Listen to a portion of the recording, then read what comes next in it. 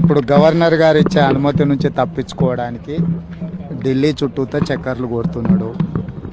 BJP BR యొక్క చీకటి బంధం ఇప్పుడు బయటపడుతుంది.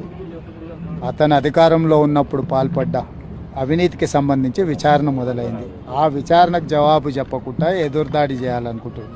ఏ సృజన్ రెడ్డి అయితే పేరు చెప్తుండో ఆ సృజన్ రెడ్డి ఉపేందర్ రెడ్డి గారు అల్లుడు. Upender Reddy BRS MLA. Same Srujan Reddy కంపెనీకి బీఆర్ఎస్ గవర్నమెంట్లో వేల కోట్ల రూపాయల వర్క్ ఇచ్చిన ఆన్ రికార్డ్ అక్కడ ఉంది. సో ఇందులో ఇప్పుడు ఆయన ఏదైతే మాట్లాడుతున్నాడో ఆయన చిత్తం వచ్చిన దగ్గర చెప్పుకొని కోర్టుల కేసు ఏమనుంది, అతన్ని న్యాయపరంగా ఏం కొట్లాడుతాడో కొట్లాడమను. ఇప్పుడు కేవలం ఆయన కుటుంబం దోసుకున్న విషయాలను చర్చ జరగకుండా ఉండడానికి నా మీద ఆరోపణలు చేయాలని అనుకుంటుండు.